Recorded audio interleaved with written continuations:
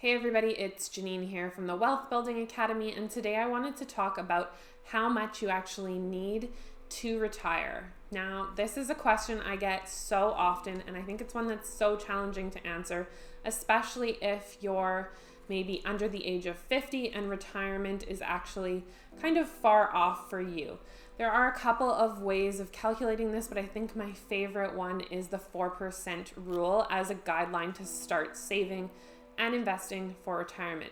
What the 4% rule allows you to do is pull down 4% of your investment portfolio in retirement and still maintain that principal for the rest of your life.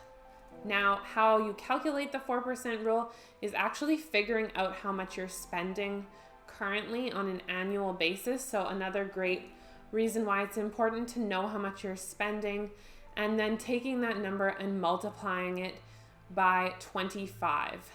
So if you're spending $70,000 per year between you and your spouse, you want to multiply that by 25 and you'll end up with about 1.75 million.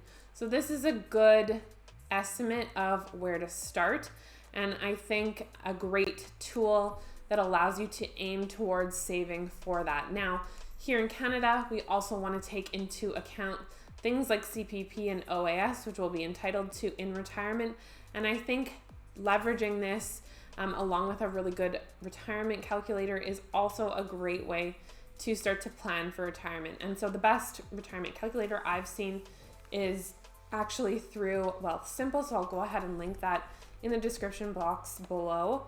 But this gives you a good rough estimate of how much you need to actually save and invest. From there, you'll probably feel like that's an incredibly large and daunting number. So it's important to actually break that down.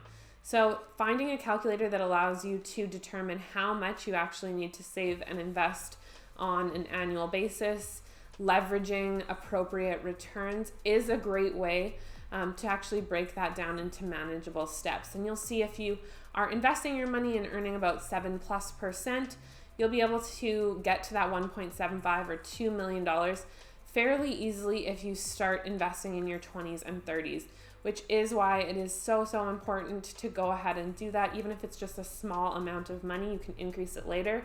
It's all about building that habit and leveraging those compounding returns.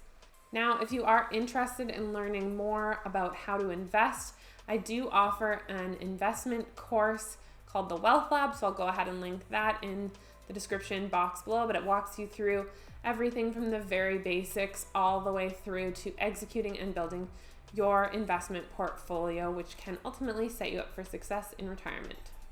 If you have any questions, please leave them in the comment section below. And if you enjoyed this video, please give it a thumbs up and subscribe to my channel, and I will see you next week.